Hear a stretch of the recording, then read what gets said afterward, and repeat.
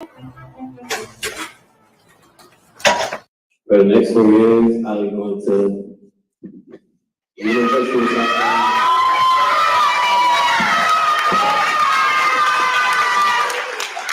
That was the scene in Harrisburg, Pennsylvania. Four-star wide receiver Lex Cyrus officially committing to South Carolina. And Wes, we all talked about this yesterday. You know, obviously a Pennsylvania kid. Penn State was very high on his list for a long time, but seems like South Carolina was able to kind of swoop in there at the last minute, gain a lot of steam, and end up taking him home at the end of the day. Yeah, I think accurate to say that this was a come from behind win. You know, I think for South Carolina, this was a kid that we identified as being someone they were in it with. And anytime you get an official visit, you have a chance. But, you know, a lot of times you get very positive feedback after those official visits. And it's kind of hard to get a feel for, all right, does this school have staying power? Or is it just that, I mean, you're on an official visit. Like, of course, you're going to have fun. You're going to have more food than you can possibly eat. You're going to be told how great you are. You know, there's a lot of really fun things about an official visit. And then after it kind of wears off, you want to try to get a feel for where a school may still stand. And in the case of him, this was one where we actually heard some really, really positive feedback after the official visit. South Carolina, from what I understand, was kind of looking around like, wow, we may land this kid. But then I mean, this would be the equivalent of, you know, a Penn State coming into South Carolina and stealing their top receiver target right down the road. Like, this would be like, I don't know, Penn State taking Malik Clark from South Carolina, who, you know, we know is a priority receiver target for them here in the state of South Carolina. So to go up there and then complete the battle, because a lot of times we're going to talk about Jared Smith, I'm sure, later on. A lot of times in these big recruiting battles, you may be in a great spot with a guy. And in this case, they kind of had to come from behind, like I said, but you have to ultimately get to the finish line.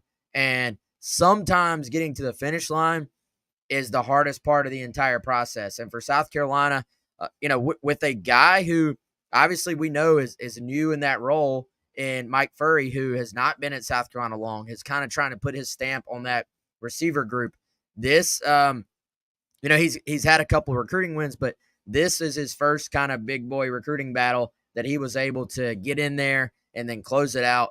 I think this is a great sign for South Carolina. We'll get into Lex and what he is and who he is as a player, but just on the surface, to go beat Penn State for a guy in their backyard is a great recruiting win for the Gamecocks. Would you group Harrisburg in that same kind of DMV realm that we know South Carolina's been so good at these past couple of years, playing high caliber talent, or is that maybe a little bit too far outside of that range?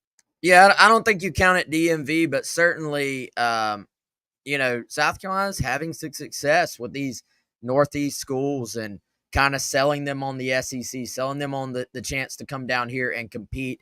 And, you know, this is a kid that, again, it came down to Penn State.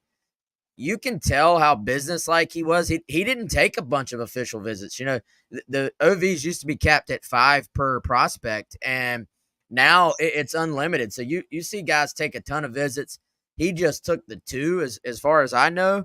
And, you know, kind of tells you he wasn't out there playing games. He was truly trying to make a final decision for himself. And I think it takes some guts. Like some of the reporters were asking him, like, look, you're from a smaller town. Lots of guys in that state dream of playing for Penn State. You had the opportunity. It was almost kind of like, how did you turn down Penn State? And he just said, it's what I felt like doing. Like, I felt at home at South Carolina. We had heard some buzz that he may be looking to get out of the state. Like, he may be looking to sort of forge his own path. And for some guys, we've seen this in the state of South Carolina as well.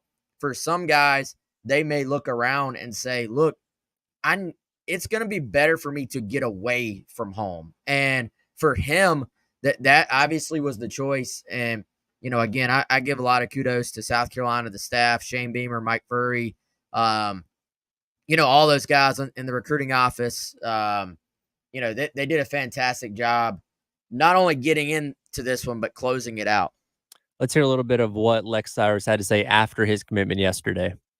Feel great and relieved right now. It's been a lot of pressure these last couple of weeks, a lot of nervousness, unsureness, but it's out now. It's there. I'm a Gamecock, so it's good to just be able to focus on the season now coming up. Finally, glad to make it official. It's been a lot of questions going on the last few weeks, so to finally have it out there, it's just good. Feel relieved now. Other than speed, man, just being an all-around playmaker and a great leader and teammate for the team. That's probably a program that needs it. So me going there, I want to go there and try to change it around. I want to win. So again, says all the right things that you want to hear from a new commitment to your program. And I know we talked about this a little bit yesterday. I believe it was when Coley was as the wide receiver coach for that short period of time. That is when the initial offer was made to him. Is that correct? I don't know the timeline on that. Okay. If Chris said it, then yeah, I would go with it. But yeah, I think I'm pretty positive the official visit and all that was set later on in the process with Furry at hand, and so just built a really good relationship. I think that was part of it, was some trust in having a guy who has an NFL background, who didn't just play in the league, but coached in the league. Like I think that's a big part of this, is that if you have a guy, so whenever you hire a coach, there's going to be pros and cons to hiring any coach. And are there going to be some questions when you hire a guy that maybe has not recruited at this level? Of course, we saw that with Sterling Lucas as well. But if they can kind of, I guess, get comfortable with what goes into a big battle like this and get comfortable putting the time into it, then you have a guy where the resume for a prospect that's going to go into detail and kind of look at things like that, they're going to see, wow, this guy coached in the league. He played in the league. He played DB and receiver in the league. There's going to be a lot to like there. So I think, not to put too much into one recruitment, but I think this is a good early sign for South Carolina fans about that hire. And, I think, again, you look at Malik Clark. Can South Carolina close him out as well? Tyler, remember when Beamer talked months ago about some of his coaching changes, and he was saying, look, we've got to recruit some positions, wide receiver, high school recruiting. We've got to recruit that better, he said.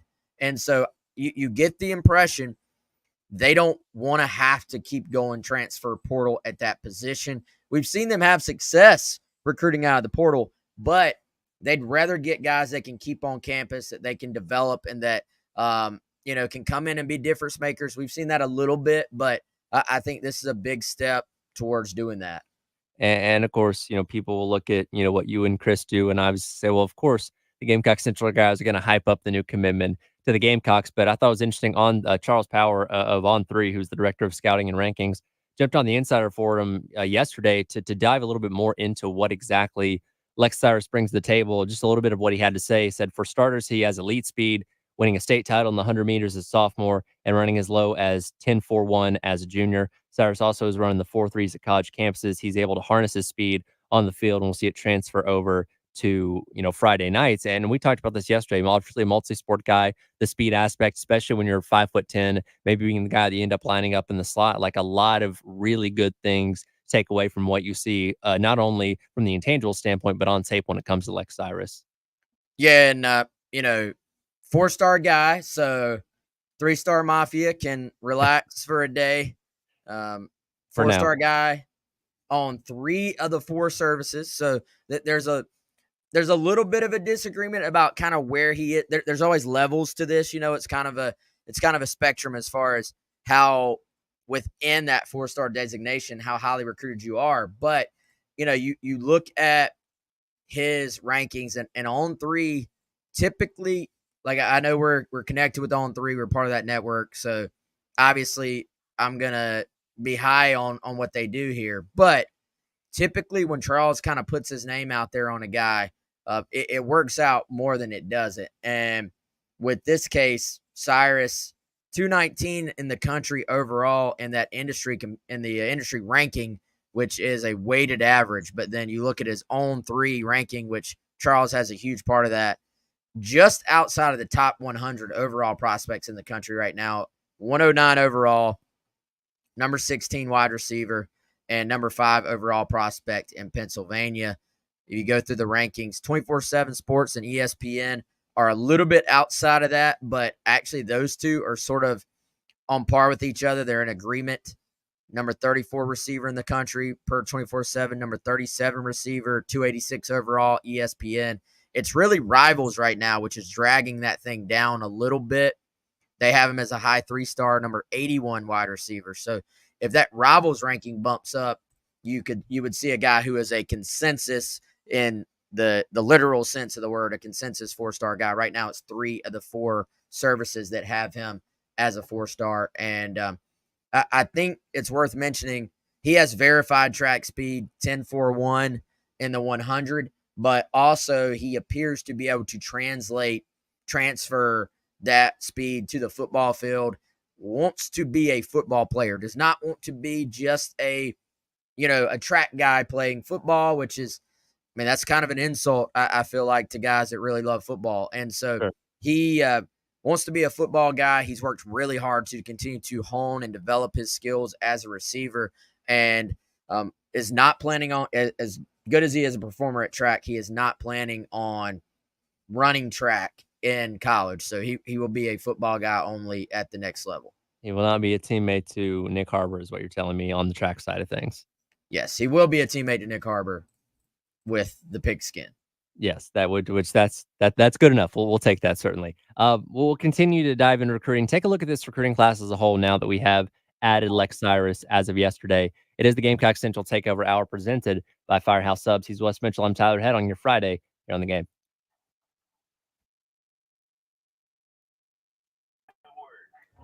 All right, this is your Firehouse read coming up. Okay. Sorry, I take it off the air there. But I'll hold up the time unless you got one there with you. Okay, no, that'd be perfect. All right.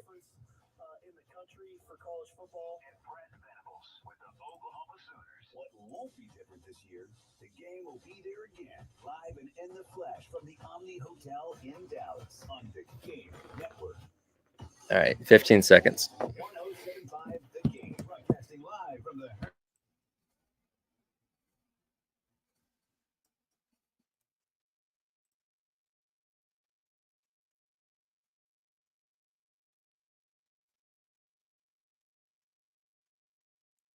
All right, guys. Let me tell you, of course, as always, about our presenting sponsor here on the show.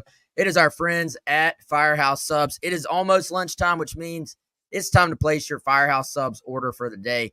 Easiest way to do that, as always, we always tell you, firehousesubs.com, or in my opinion, even easier, get the Firehouse Subs app. Hopefully by now you've already downloaded the thing. If you haven't, go download it right now. Hit that rapid rescue to go. Avoid the wait. Order online. Limited time only. They still have it. The barbecue Cuban is Southern Roots Cuban twist. If you want something different, though, I promise you, there is a sub for you. There's a sub for everybody at Firehouse Subs. And again, easily the most efficient way to order it would be firehousesubs.com or hitting that Firehouse Subs app. Order it now.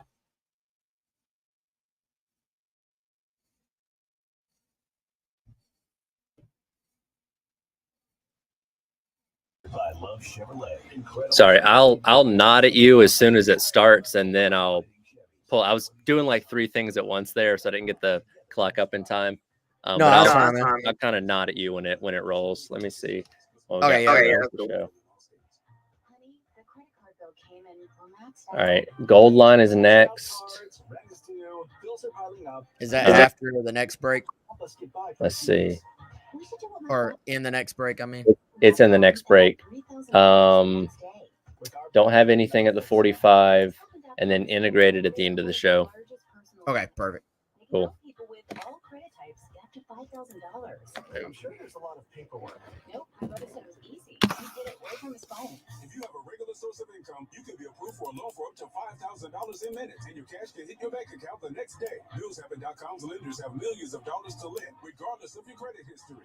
Great news. I went to BillsHappen.com and we will have our money as soon as tomorrow. Wow, that is fast. If you need extra cash, go to BillsHappen.com. That's BillsHappen.com. BillsHappen.com. Self-care is so important, and the Hand and Stone Massage and Facial Spa's Christmas in July gift card sale is the perfect way to treat yourself or a loved one to some well-deserved relaxation. Whether it's a massage, facial, or other spa treatment, taking time for self-care can truly make a difference in one's overall health and happiness. For a limited time only, 1-hour massage and facial gift cards start at only $69.95. Discover relaxation at any of their 3 convenient locations across the Columbia area or handandstone.com to purchase online. Offer valid at participating locations for only a limited time. Zerus Carpet and Air Duct Cleaning's hottest summer sale is going on now. 15% off all cleaning services. Mention me, Bill Gunner at 1075 The Game, and you'll get 15% off your next service. Use promo code Summer Sale when scheduling online at ZerusColumbia.com. Calling all business owners and property managers. Is it finally time to get that parking lot or driveway repaved? Call Black Seal today. Black Seal is a locally owned commercial asphalt construction and maintenance company, servicing local churches, schools, shopping centers, warehouses, restaurants, you name it. If it needs asphalt paving or asphalt repair, Black Seal has you covered. If you're looking to pave your parking lot or driveway, Black Seal paves the way. Black Seal also provides maintenance options to maintain your asphalt and improve your curb appeal. Get your free estimate and visit blacksealsc.com to learn more. South Carolina contractors and excavators, this message is for you.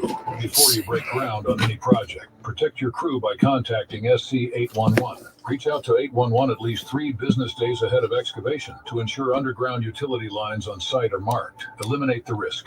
Remember, smart digging means contacting 811 without exception. Contact 811 before you dig or visit sc811.com for more on safe excavation. Sponsored by South Carolina 811 in cooperation with South Carolina Broadcasters Association and this station.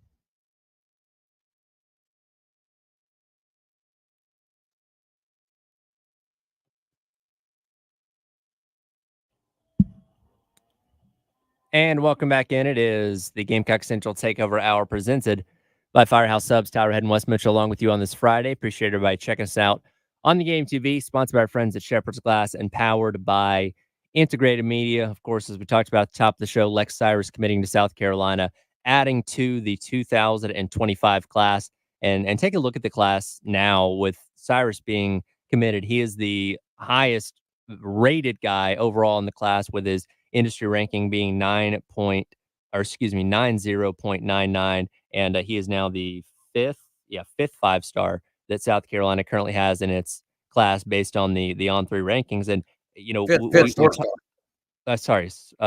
4-star. Got those confused there. 5th 4-star so far in South Carolina's class. But we talk all about the 3-star mafia a lot, and over these past couple of weeks, how it has been a little bit of a run of 3-star guys committing. Now, one of those guys in Jaqual Hallman did end up bumping up to a 4-star here, lately. But I can understand the angst that people have when, it's what they consider lower end talent committing to South Carolina. But when you look at this class as a whole, and it's ranked 26 nationally as of right now for 2025, it's a pretty solid class that is coming together.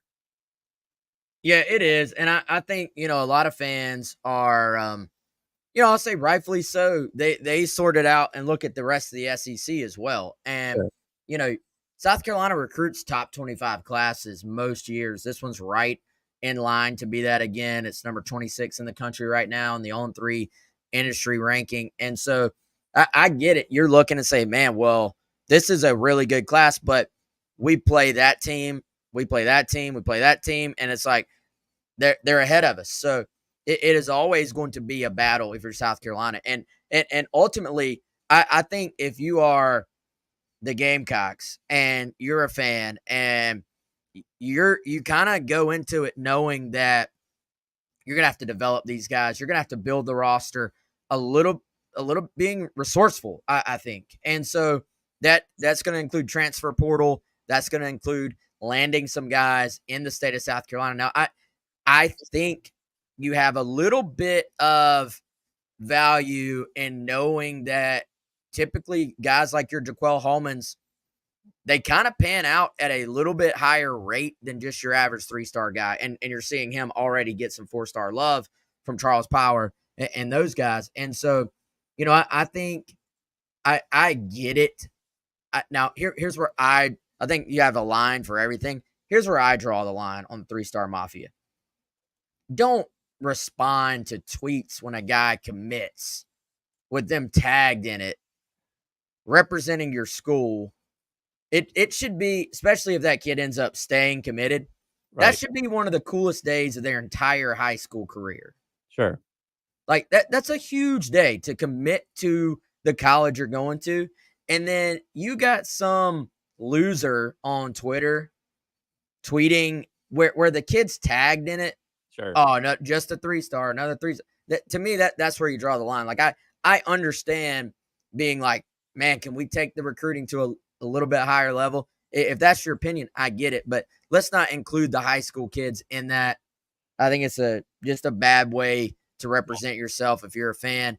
And, ultimately, I think some of the frustration, too, has been like losing out on a couple of guys. And like when Shamari Earls decommits and flips to Georgia, he was the highest rated guy in the class. So I get it. He's a heck of a player. There's a reason you followed recruiting in the first place, is because you wanted to follow guys in their high school career and then watch them develop and watch them land in college at your school. So I get the frustration, but can't always agree with the way of dealing with the frustration.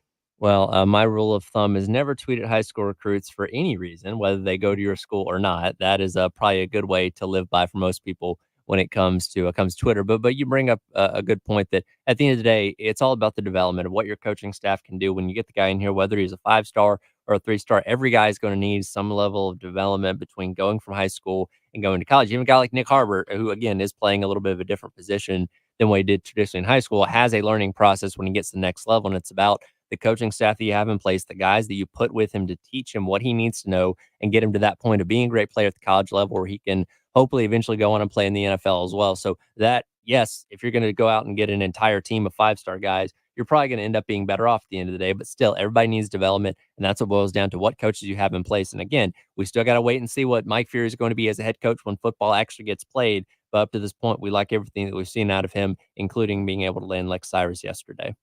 Yeah, Fury as the receivers coach, a guy who, I think the developmental part, the interesting thing is the developmental part is the part that I think you probably can check the box on. We'll see what it looks like on the field. But to me, when you look at the resume, when you look at that hire, you're saying, all right, this guy knows the position and he knows how to teach a guy to get open, I would think. And so the recruiting aspect was probably on paper your biggest question. So I think it's still early, but this is a really good early sign. Again, can they close this thing out with Malik Clark? Because then you're talking about adding really, I would say, I'm trying to think, is there somebody else? Arguably the top 2 receivers in the state of South Carolina for this cycle. Malik Clark, Jaden Sellers, who, of course, you already have committed. Michael Skinner, maybe you throw in that mix, but he's really more of a tight end. We have him listed as a tight end on 3. So really top 2 receivers in the state for that cycle. Then you go into North Carolina, get a guy in Brian Rowe who is a little bit small, but otherwise checks every single other box. And then you could add, obviously you already have Lex Cyrus committed now.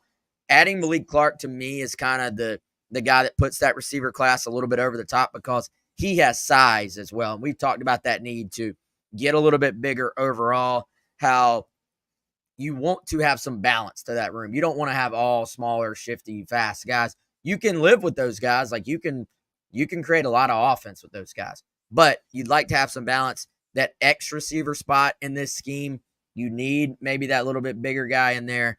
I think Malik Clark fits that. He's the X receiver in this high school class as far as targets for South Carolina goes. Can they close out with him?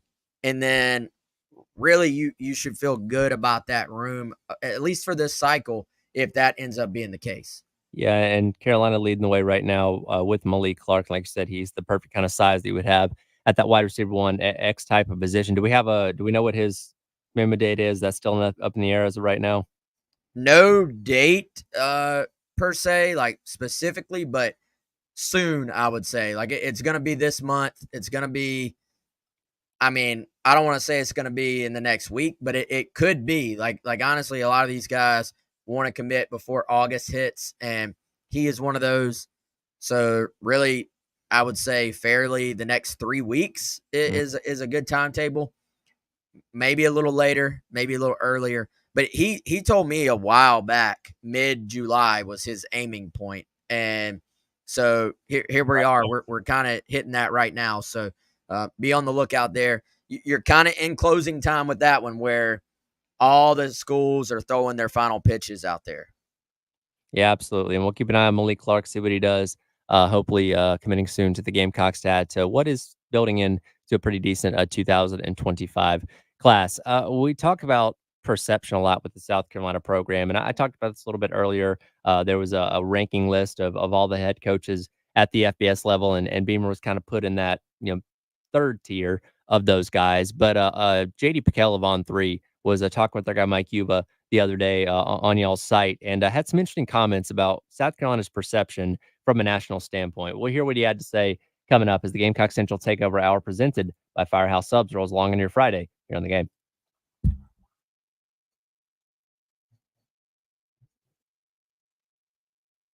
This is Gold Line.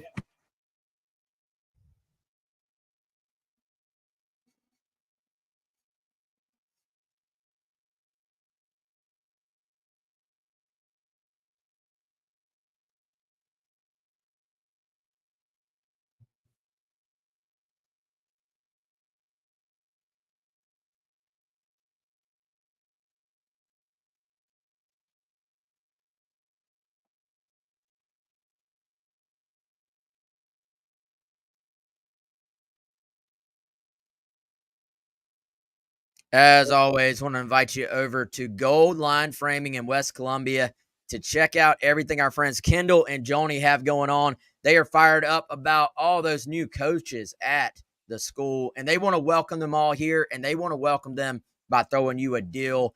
Any customers, you got to mention that you heard about it on here on the game, but any customer who goes to Gold Line Framing will get 25% off of framing or purchase of any sports-related prints or items for a limited time. Just say you heard about it here on the game. Of course, Gold Line Framing, like we've told you every single time, they specialize in custom framing jobs from diplomas to original artwork, canvases, jerseys, flags. They're over at 511 12th Street, West Columbia. In store, you can check out their art gallery, home decor, furniture, and gift items. But again, any and all your custom framing needs, Gold Line Framing wants to take care of them. Call them today, 803-739-1337.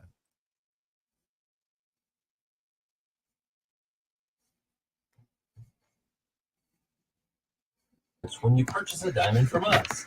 All right. If you're looking at mine diamonds or lab Yes, sir. we have a huge selection of both. And which you choose is What's up up? to you, but either way, you always get So trade two value promotion in girls are diamonds up. on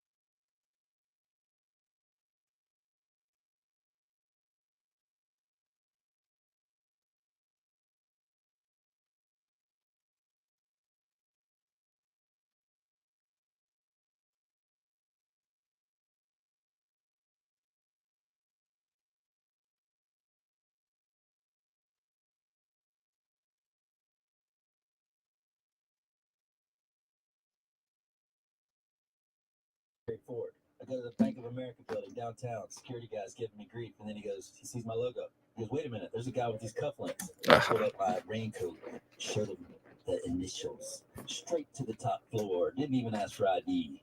Anyway, Terry, it's just, I mean, I know you've been making fun of me, man, but gosh, I got to thank you. It pains me. This stuff works. I love you, man, but no, it don't. Call Sound and Images, 803-791-3925, or go to soundandimages.net. It's the Love Chevrolet countdown to Gamecock football. 50 days till kickoff. Winner of Chevrolet's Mark of Excellence Award for Best in-Class Customer Experience. Maybe that's what Love customers love so much about Love Chevy. I-26 in Armason and at lovechevy.com. Together, let's drive. Sponsored by Progressive Insurance. Progressive makes bundling easy and affordable. Get a multi-policy discount by combining your car, home, motorcycle, commercial auto, and more. All your protection in one place. Bundle and save at progressive.com. This year, Roy and Dana Finley are shaking things up at AAA Heating and Air. For the next 12 months, they're telling their customers no.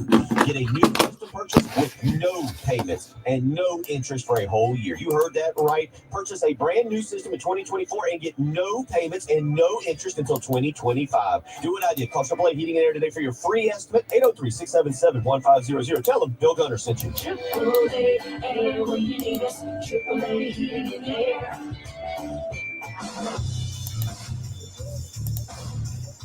Powered by Integrated Media, The Game TV. Sponsored by Shepherd's Glass, a true reflection of quality.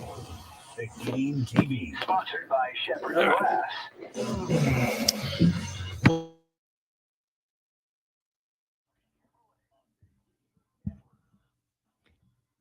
And welcome back in. It is the Gamecock Central Takeover Hour presented by Firehouse Subs here on the game. Tyler Head and Wes Mitchell along with you on this Friday. You know, we talk so much about perception when it comes to South Carolina because, of course, here in this little bubble in Columbia and the state of South Carolina, we are hyper-focused on what happens with the Gamecocks because that's quite literally our job. We are the flagship of the Gamecocks here. You guys obviously cover everything they do over at Gamecock Central. But when it talks about, you know, the everyday conversations of college football, Carolina doesn't come up as much as the Georgias and the Ohio States and the Alabamas, and rightfully so because those are the teams that have perennially been at the very top of college football for a while now. So whenever you can get the chance to get somebody from a national standpoint to give their perception of what South Carolina is, I'm always intrigued to hear the answer. JD Pickell, as I mentioned a little bit earlier, was on with our guy Mike Yuva on Gamecock Central earlier on this week, and he gave his answer on what he said the perception is of South Carolina nationally.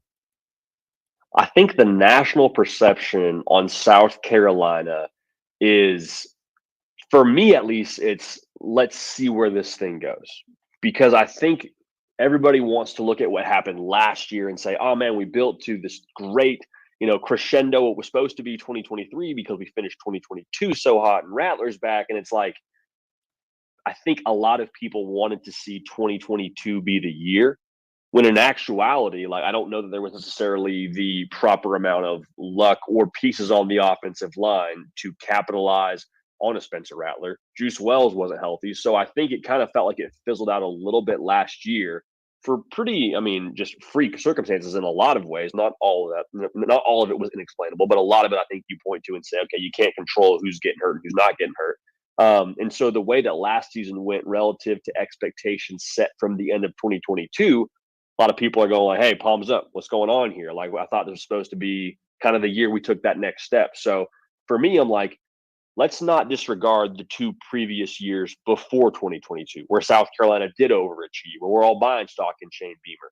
I think 2024 is the year where they kind of get back on track, and I'm excited to see what they look like. And I think that's a really fair way to put it because there is a lot of uncertainty with people when they look at South Carolina that may not pay attention to what they do each and every day. Because like Pickell mentioned, hey, you came out of the gate, you overachieved in your first 2 years. You did far more than most people thought you were going to do. And then year number 3, it's like, well, why'd you take a step back? And again, we know sort of the more intimate details and why that is and what went wrong with this team a season ago. But I think everybody is still reserving their judgment for what exactly Shane Beamer, South Carolina is going to be after a 3-year sample size. Yeah, and I think JD does a great job, honestly, man, of kind of, as a former player himself, not getting too caught up in like the hyperbole of sports and especially college sports. And I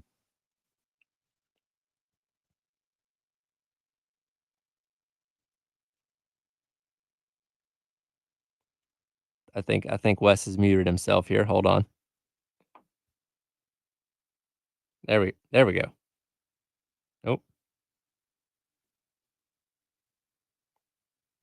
Maybe so. Nope. All right, we'll hold on. All right, we're having technical. There we go. All right, we're good to go. Go ahead. I did not mute myself. I'm not a old person on Zoom. I literally my mic is saying it's unplugged, but so I didn't do that on purpose, but or I didn't do it by accident. It was the technology that did it to me. But so Tyler, I think he does a good job. JD Bakel does of not getting caught into the hyperbole of sports takes where have you noticed everything has to be either awesome or awful? Yes. There's no in between anymore. Like most, like, especially, and it's not just podcasts or sports radio. It's social media. A lot, everybody, I guess there is, everybody likes to say, well, that's mid, but a lot of time that mid does not mean you did okay. That's kind of like if you're not, you know how some places have those surveys and, but inside on the corporate side, if you don't have like a 5, basically that's the same as getting a 1. Sure. So you're either great or you stink, and there's no in between. And I think so. What JD is trying to say is, let's see where this thing goes. And I think that's completely fair. Like, South Carolina did overachieve the first 2 years. And here's the thing, man, even last year, the perception, interestingly enough, the perception, I would say nationally, was a little bit stronger because of the perception of how the year before ended, than maybe if you really dove in here locally, you would have kind of picked up on the fact that inside that building, they're going, man, we're starting a lot of young players. We're going to play a lot of freshmen this year going into last season. So there were some unknowns, and then you add in what was an unknown at the O-line. You had some issues anyway, but then you just completely amplify any of those problems by having all the injuries you had.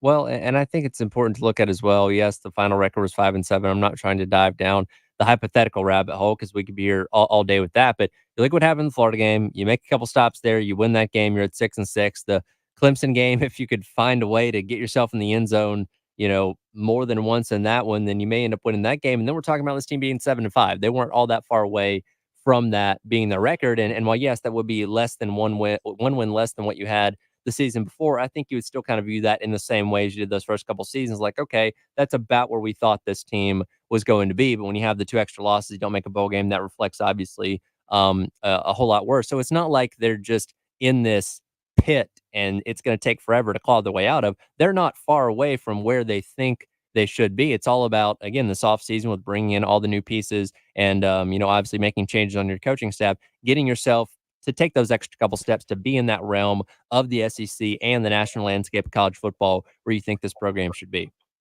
Well, and you're playing games in the margin, man. Like, you're playing games that come down to, and I'm with you. I don't think we can what if away last.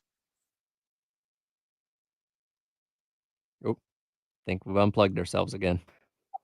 I think if you're South Carolina, that you look at it like you're in a situation where even look at the special teams, man. How much of an advantage, how many times did South Carolina sort of flip games with their special teams play?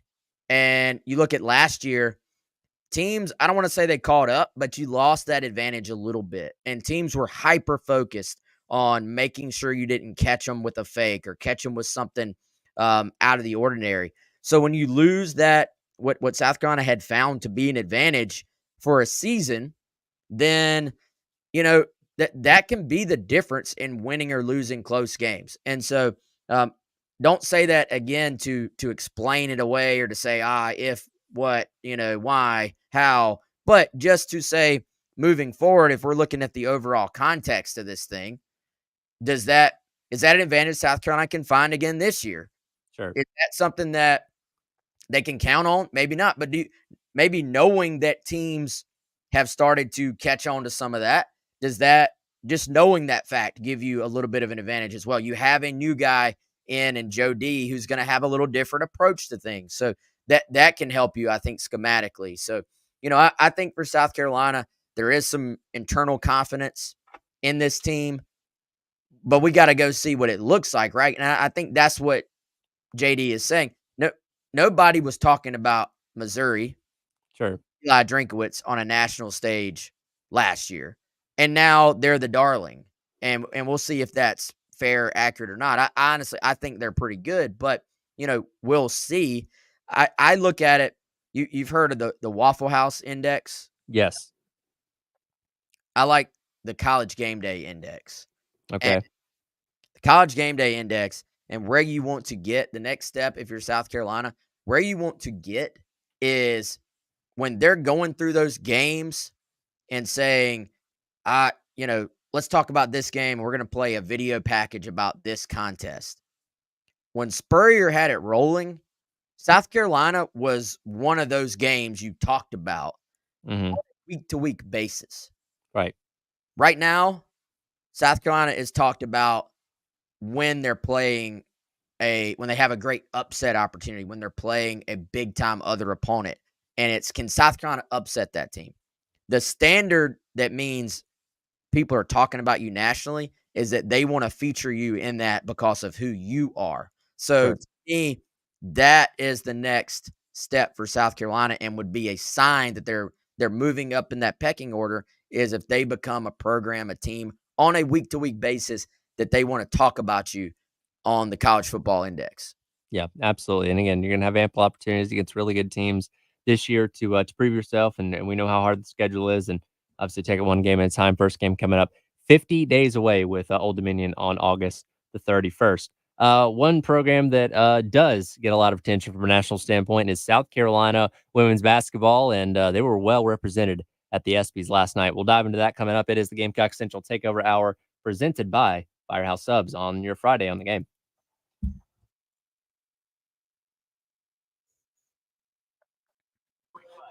So nothing here integrated at the end of the show. All right, yeah, sounds good.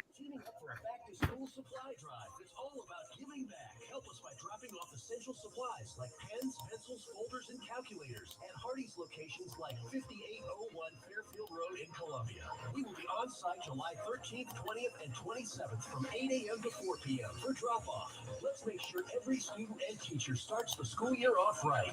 Together, we can make a difference in Richland 1 and Richland 2 school districts. Anyone who donates school supplies will receive one free 3-piece chicken tenders coupon from Hardee's. Limit one coupon per donating customer while supplies last. Hardee's and the game, partnering to support our community.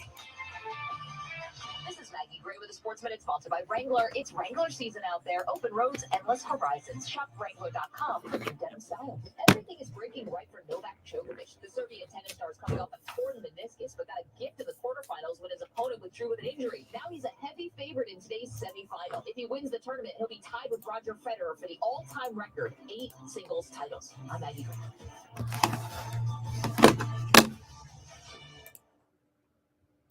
Around here at Wrangler, we are all excited for spring. The longer days, the warmer nights. When you've got your pick of shorts and jeans, either works just fine. Blue skies, open roads. Wrangler, for the ride of life.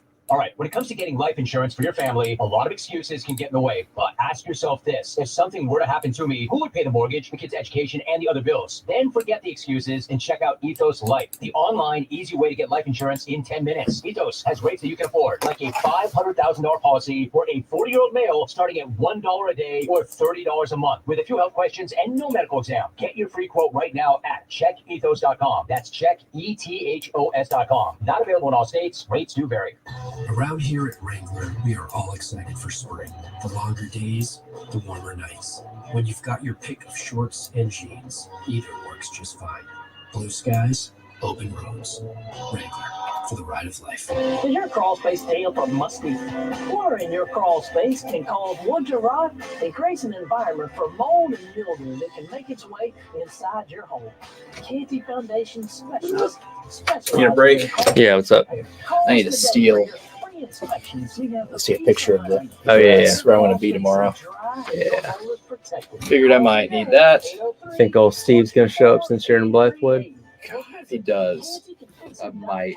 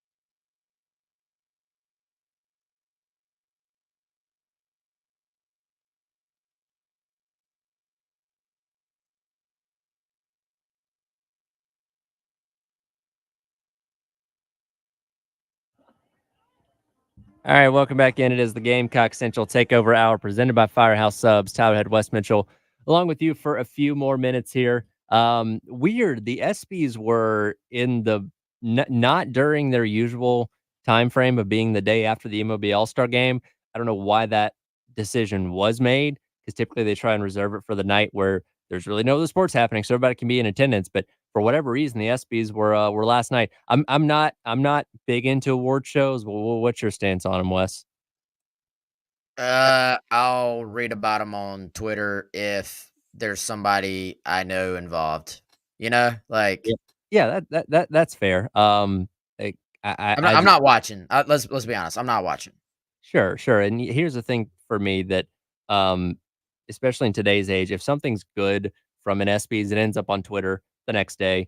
I saw like the Steve Gleason thing last night, which was obviously really cool. As they, always have the Courage Award. Simone Biles won Comeback Athlete of the Year last year, so the highlights are obviously going to end up on Twitter, and you can take those in pretty quickly without having to watch the whole show. But South Carolina was pretty well represented last night, particularly when it comes to women's basketball. As a no surprise, the Gamecocks, coming off their undefeated national championship season, were awarded, rightfully so, best team.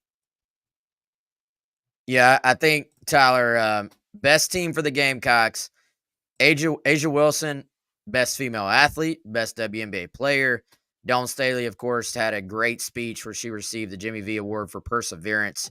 And, I believe that award was previously announced, but she had the chance to be honored for it and had a great standing ovation, just a really cool moment for her. And it just goes to show you, man, this South Carolina women's basketball program, like they are a national darling. And the respect that the rest of the sports world has for Dawn Staley is, an incredible thing that I think we have to we kind of have to acknowledge around here. Mhm. And, the platform they have now, the platform that they have helped create for themselves, in my opinion, is it's pretty special. And I was glad that nobody decided to get cute with the whole who's the best WNBA player. Like Mhm.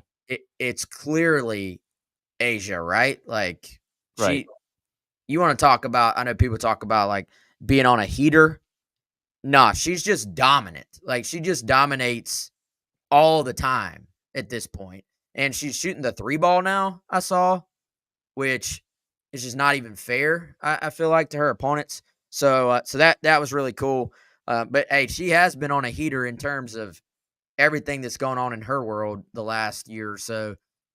Shoe deal, Gatorade deal, NBA 2K. I don't know if we talked about that on the show. NBA 2K title cover athlete, one of them. And so, yeah, she's on a special run right now, man. Yeah, absolutely. And you bring up a really good point because sometimes there can be a fatigue for somebody that is consistently at the top of a game. Like, they've already won enough awards. Let's give it to somebody else. But like you said, I'm glad they kind of went chalk with this and said, you know what? She's the best player in the WNBA. She's going to get the best player award. Yeah, it's not really particularly close. It doesn't seem so. Yeah, that was good, and that, I mean, that just the program in general, man, and everybody associated with it continues to perform at a championship level, obviously, and so that was cool to see them get their flowers. Again, I saw it on Twitter. Again, being honest, but that was really cool that they were able to win those awards. And and this isn't a new phenomenon by any means, but it just kind of shows you the brand that South Carolina women's basketball is. I mean, it is recognized as the best program in the country, and rightfully so. Having won, national championships 2 out of the past 3 years. Obviously, had the prior one, back in 2017 as well. Dawn Staley is a coach that has been able to cross over into the mainstream of sports. You don't have to even watch women's basketball to know who Dawn Staley is. And again, being represented on a national stage at an award show with all of the best that sports has to offer, and honoring her with the award, and obviously the team being best team, one of her former players getting a best player award. Like, it just continues to add to this growing empire that's being built here with South Carolina women's basketball. Yeah, and I go back, Tyler, to the number of legitimate celebrities that either shouted out South Carolina and Dawn Staley on social media or some of the stuff she shared herself on social media, the packages she got after South Carolina won the whole thing. I mean, it was a who's who in the celebrity world out there. So I think we are seeing the women's basketball landscape and the focus on it grow. And yeah, there's a lot of talk about Caitlin Clark, and I deservedly so. She deserves a lot of the attention she gets as well. But I think we got to credit Dawn Staley for a lot of that too. And it's really cool to see that here locally and what she has done to just completely grow that program, honestly, from scratch when she arrived into what it is now. How big do you think her personal trophy case is now? You think she has like a warehouse that she has to store these things in? That's a great question. We need to find that out. We need to find that out. Well, we need to get her back on the show so we can thoroughly vet how extensive her trophy collection is, because we have to see the national championships and the SEC titles and all this kind of stuff. We don't think about like the ESPY awards and these other awards that she gets throughout the year with these various other things that are probably more than we could count. So some players and coaches love that stuff. Sure. I remember, I think it was J.C. Horn when he was here. His dad posted that he literally was riding around with his all SEC trophy or plaque or whatever, just sitting in his back seat. Like, he just wanted to play ball. Sure. Like, wasn't even concerned about it. I would love to know, hopefully Coach Staley at her house has just like, it's got to be a room at this point. It's not a case. It's got to be a room. Hopefully there is a feature, a shrine to all these awards that just maybe she can share on social if there is. Yeah, Dawn, if you're listening, please show us your trophy room or warehouse or separate house. Maybe it's a separate house. I don't know, because she's got a lot of awards in her entire. She's a guest house for all the guest house for all the awards. Like, yes, if you're going to stay over at my house, you got to move the awards off the bed if you want to sleep, unless you just want to sleep really uncomfortably. But good question. Hopefully, we'll get an answer to that here in due time. That'll do it for today's edition of the Gamecock Central Takeover Hour presented by Firehouse Subs. Halftime show with myself and Demetri Ravenos is going to round out your week. We'll also the post-game show with Jay and Elijah today out at Craft and Draft as well, as your Friday rolls along here on The Game.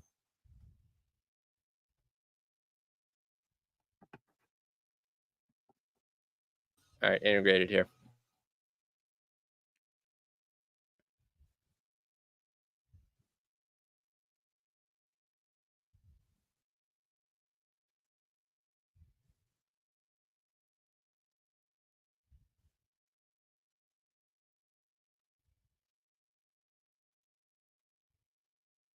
Before I got out of here, let me tell you about our friends over at Integrated Media. Hey, we've been talking. There's a big video game coming out soon. Perfect excuse to upgrade the man cave, whether that's with the new TV, maybe you get that PlayStation system, maybe you add some surround sound. Whatever your ideas are for that man